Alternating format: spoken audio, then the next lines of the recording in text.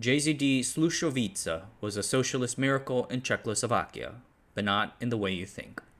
Starting from humble origins, Slušovice operated largely autonomously, growing to something like another country within the country. A simple agricultural cooperative that produced industrial goods, pesticides, and, interestingly enough, computers? Today's subject is a bit of a weird one. In this video, we look at a strange and unique community in communist-run Czechoslovakia. But first, this video is brought to you by the Asianometry Patreon. Early access members get to see new videos first and selected references for those videos. Early access really helps me a lot and I appreciate every pledge. Thanks, and on with the show. In 1948, the Communist Party of Czechoslovakia seized power, establishing the Czechoslovak Socialist Republic. It toppled what was then the last liberal democracy in Europe and solidified the Soviet bloc.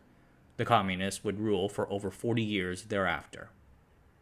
New rules passed in wake of the takeover prohibited money-making activities within the country. Various parts of the economy, like the finance and transportation systems, were nationalized. And of course, they were purchased. In line with Stalinist doctrine, the government created these massive state-owned collective farms. These consolidated what had previously been a multitude of small, privately owned farms. These were called Unified Agricultural Cooperatives, or JZD in Czech. The party had wanted these JZDs since even before the war. In July 1948, laws were passed to create cooperatives in the worker, artisan, and farmer sectors.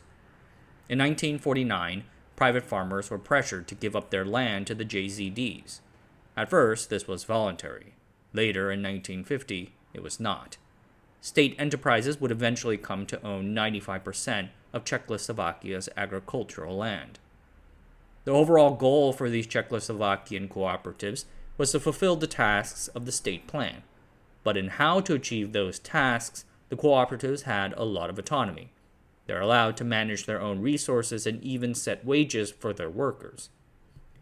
But throughout the 1950s, the cooperative struggled with profitability.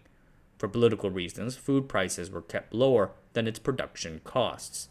This sapped the cooperative's ability to generate financial surpluses for reinvestment. In response, in the 1960s, the party granted the cooperatives the ability to generate quote-unquote sideline revenues. So if a cooperative fulfilled their task in the state plan, but is left with some extra production, then they can sell it. This sounds a lot like capitalism. So in order to keep some cooperatives from getting too deep into that humbug, restrictions were placed on the number of hours they can invest into sideline activities. JZD Slušovice was established in 1952 in the village of Slušovice. Slušovice, now in Czechia, is about 190 miles from Prague and right outside the town of Zilin. It first appeared in the written record in 1261 and was first elevated to the status of small town in 1375. In 1869, the town's population was about 907 people, and it hasn't changed all that much since. As you might expect, JZD Slušovice's tiny collective farm struggled to produce enough goods. The area's soils are not particularly fertile, the workforce moved to neighboring cities for higher pay, and the managers were former private landowners who did not work very well together. The JZD approached bankruptcy. Then in 1963, Frantisek Cuba became chairman of the agricultural cooperative at just 27 years old. Cuba was born in 1936 in the nearby city of Březova, the son of a farmer. His father later became the head of that city's collective, giving the younger Cuba valuable insight into how they worked. After graduating from the University of Agriculture in Prague, he joined the Communist Party, where he worked in the Czech Commission for Scientific, Technical, and Investment Development. Upon arriving, he appropriated the village's only moped and rode it around the village for inspections. It was in a sorry shape indeed. Cuba had rare entrepreneurial vision and ambition. The JZD sales in 1962 were about 1.3 million Czech koruna, or crowns. He set a lofty goal to grow that to 100 million crowns. In order to achieve this, Cuba needed to find ways to motivate people within the confines of the socialist system. The first thing to do was to get the people working, without the benefit of being able to pay higher wages. But as he would say later in life, human nature is such that people inherently don't want to work and want to have a good life. Therefore, they must be compelled to work by activation factors. So he promptly announced and enforced 3 new rules. First, people who do not show up to their workstation on time will not get paid for the day. Second, people cannot drink during work hours. If they did, then they received a fine. And third, if you want to leave the cooperative, you can, but if you leave, you cannot return. Many people indeed did leave because of these rules, so on Christmas 1963, Cuba and a gatekeeper had to do many farm tasks themselves, taking care of the cows. So Cuba realized that he needed to do more than just crack a whip. Following the work of the famous Czech shoe entrepreneur Tomáš Bata, he added a sugar. He got people involved in the work on the JZD. Problem solvers got promotions, small rewards were given daily, and people were divided into small groups to rouse up competitive spirit. And famously, anyone who worked at the JZD for 10 years got pensions. Over time, he came up with and classified 6 activation factors: fear, existential, material interest, moral appreciation, self-actualization, and the factor of joy from work. These motivation systems sound like business school mumbo-jumbo, but back in socialist Czechoslovakia, these motivations were valuable. I know this personally. The more that you put into your fields, the more you are likely to get out of it. JZD Slušovice had no access to farming machines or fertilizers, but through hard work, they were able to generate the agricultural surpluses to move them forward. By the end of the 1960s, JZD Slušovice had largely maximized its agricultural production. Yields in grain and cow milk were as high as they could possibly get them, and JZD Slušovice had absorbed neighboring lands through mergers with neighboring JZDs, growing from a mere 106 hectares in 1952 to 6,000 hectares spanning 17 other villages in the 1970s. At this point, Cuba fatefully decided to steer the JZD beyond simple agricultural work, despite being explicitly forbidden to do so. They looked for gaps in the Czechoslovakian markets and started projects to produce those items. The JZD would organize meetings where they invited experts and professors to speak to them about new trends.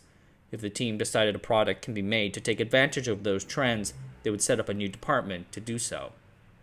The cooperative bought products in neighboring markets, for instance, raw potatoes from the Czech Highlands or Slovakia, which Slušovice would then professionally peel and resell to private individuals, schools, or cafeterias. The peels were not thrown away, but instead rerouted to the cattle for fodder.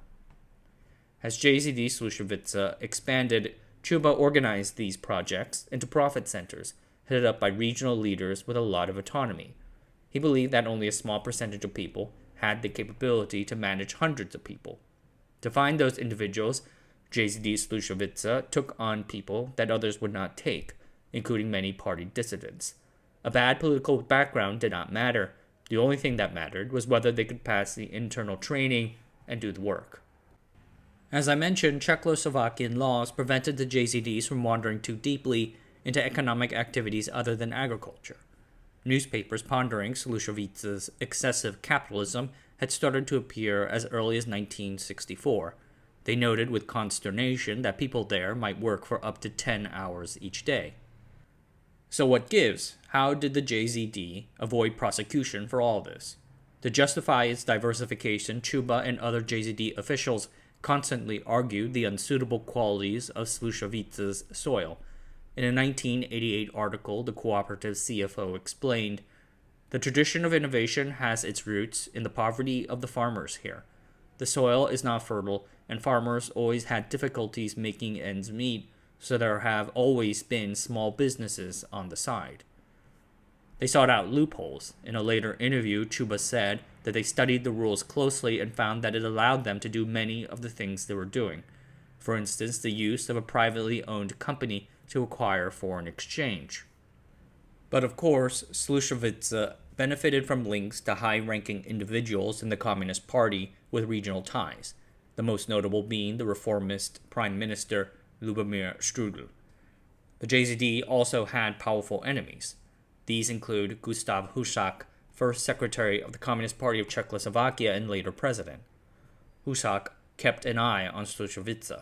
Whenever newspapers reported on the JZD's achievements, he would underline them in red and ask to find out who funded them. Upon finding that it was not the government, he would get angry. But Strugel's protection remained.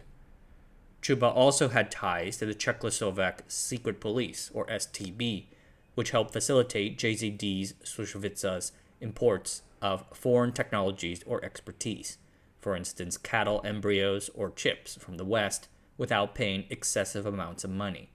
It's not hard to imagine possible instances of corruption. Ultimately, though, what kept the whole organization from being prosecuted and taken apart was its own success, validated by attention from the Soviet Union and even capitalist countries. Its exploding growth became a ray of light in an otherwise dour economy. At its peak in the late 1980s, JZD Slušovice would make and sell yogurt, pesticides, tires, cattle, and more. Slušovice also had its own bank network with 25 branches. They operated their own department stores that sold foreign goods, potato chips, and Coke. You could buy things in that store using a charge card. They even ran their own football team, as well as a charter airline called Air Moravia with 6 aircraft. They operated a big construction company that built resort projects in Vietnam.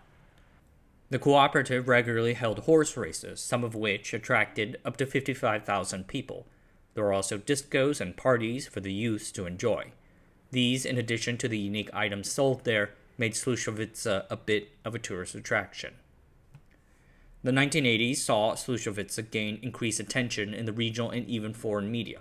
Reformists, in agreement with the reforms initiated in the Soviet Union by Mikhail Gorbachev, saw JZD Slušovice as an example to be admired and followed.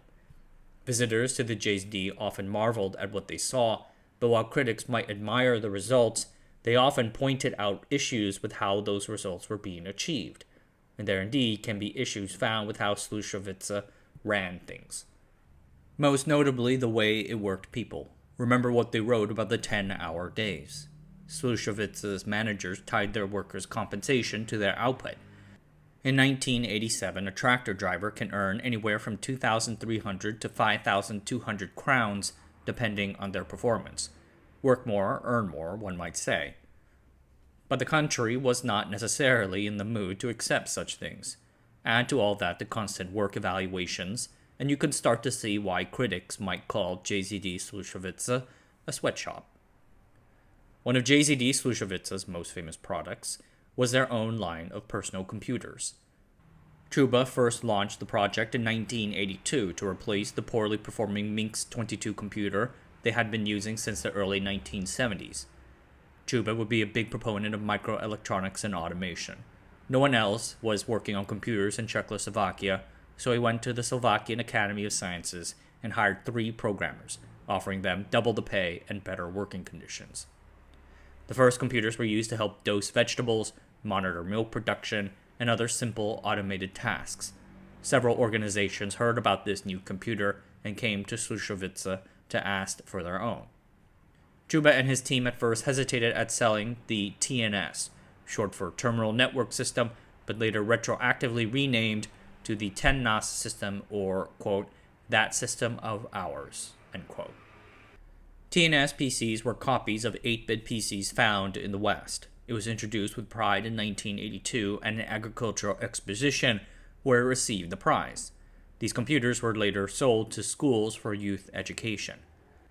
By the 1980s, the West was already moving on to 16-bit PCs, powered by powerful chips like the Motorola 68000.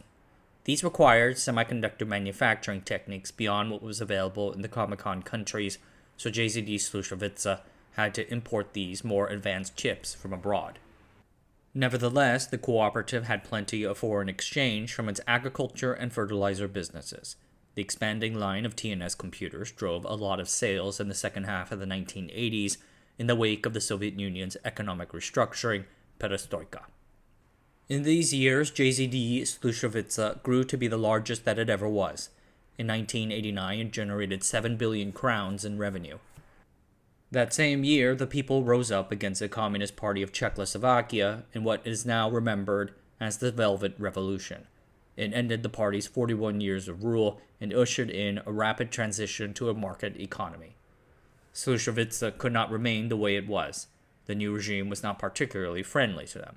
New President Václav Havel called out Slušovice by name for being a tentacled mafia growing throughout and controlling the Czech food industry. Cuba resigned in 1990 soon after these speeches. He was later charged with the crime of creating private bank accounts for the cooperative's members, violating the regulations of the Czechoslovak State Bank, but was acquitted in 2000. Much of the cooperative's assets were spun off into over 100 companies, most of whom fell into bankruptcy. The main organization turned into a corporation as well, interestingly retaining the JZD in their name. But they ended up falling into bankruptcy as well. Their products were no longer competitive now that cheap imports were available, and large fines had been levied for illegal export of farm goods. After retiring, Cuba ran for office and became a senator in the Czech Republic, winning by a very high margin thanks to nostalgia for the good old days. During his tenure, he endorsed the creation of a 2 billion crown industrial zone in Holešov, one of the largest in Czechia. Originally built for a car factory, it unfortunately did not turn out the way it should have. By then, he was well over 70 years old. Ill health caused him to scale down his activities, and he passed away in 2019 at the age of 83. Today, JZD Slušovice is long gone, and unlike other ruins, there remains little to remember it by. Maybe a horse racing track in an old town. Socialist miracle, tentacled mafia, electronic sweatshop, or archaic symbol of its time. Whatever it had been, JZD Slušovice was definitely one of a kind. Alright everyone, that's it for tonight. Thanks for watching. Subscribe to the channel, sign up for the Patreon, and I'll see you guys next time.